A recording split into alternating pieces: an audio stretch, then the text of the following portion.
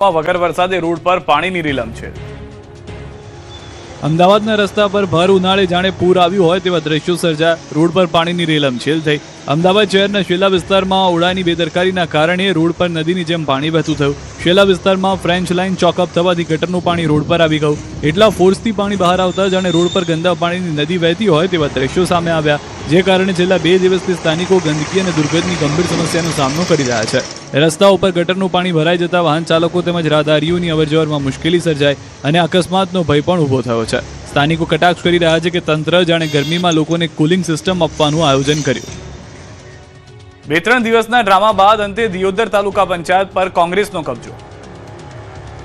ભારે high voltage drama વચ્ચે દિયોદર તાલુકા પંચાયતમાં આખરે કોંગ્રેસે બોડી બનાવી છે. કોંગ્રેસની બહુમતી વચ્ચે પ્રમુખ ઉપપ્રમુખ બંને પદ કોંગ્રેસના ફાળે ગયા. 2 દિવસના રાજકીય ડ્રામા બાદ પ્રમુખ ઉપપ્રમુખની પસંદગી સામાન્ય સભા મળી, જેમાં ભારે ખેંચતાણ બાદ કોંગ્રેસે બાજી મારી. આ સાથે જ તાલુકા પંચાયતમાં પ્રમુખ ઉપપ્રમુખ પદે કોંગ્રેસના સભ્યોની વરણી કરાઈ.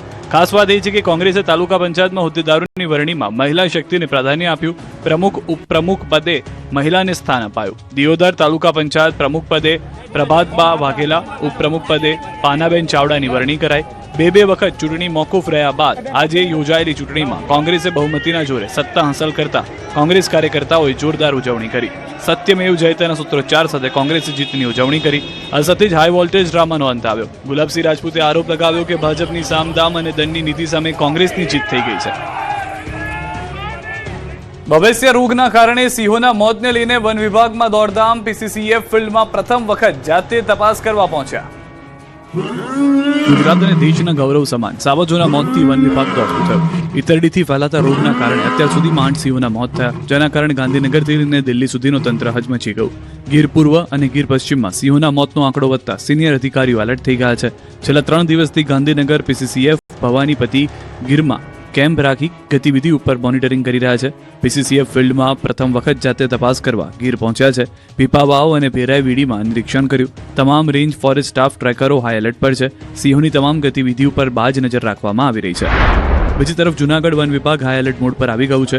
ગીર સાથે હવે ગિરનાર અભયારણ્યમાં વસતા સિંહો અને સિંહબાળની સુરક્ષા અને સ્વાસ્થ્યને લઈને પણ વિશેષ તકેદારી રાખવામાં આવી રહી છે. વન વિભાગો સ્ટાફ 24 કલાક ખડે પગે રહી સિંહો અને સિંહબાળ પર નજર રાખી રહ્યો છે.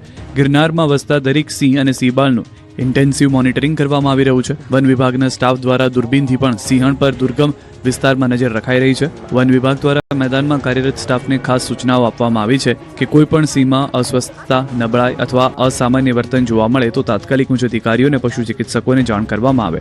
હવે ગીરના સાવજો પર કઈ રેન્જમાં સંકટ મંડરાયું છે તેની વાત કરીએ તો હાલ ગીર પશ્ચિમ અને ગીર પૂર્વ રેન્જમાં બવેસિયા રોગ ફેલાયો છે.